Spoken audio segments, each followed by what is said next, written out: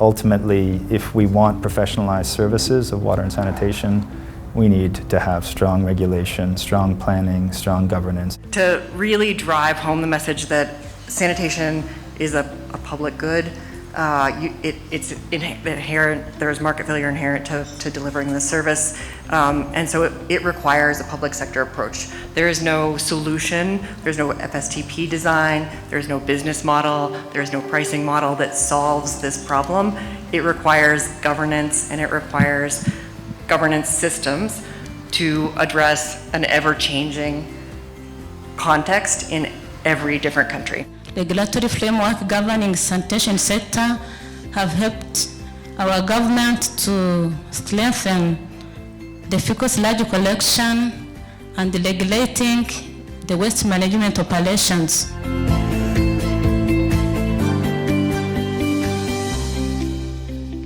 We don't have the adequate public financing and also the private sector teams. The second key issue relates to governance, particularly at the county level. We need to have the various county policies, strategies and plans that will ensure that service provision is given.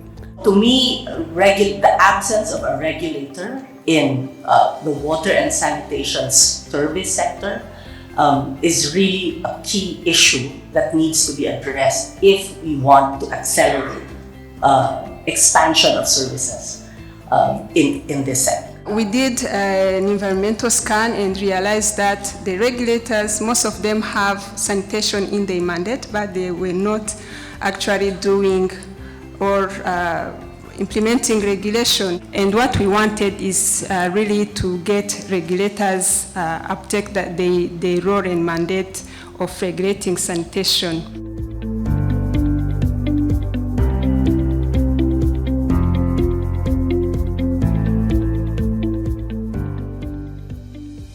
Putting the sanitation, safely managed sanitation approaches in the CIDPs, the county integrated development plans, would be the best of opportunity that we have, because that gives an affirmative action, it gives a definite plan of action, because those CIDPs are what gets support, budget support.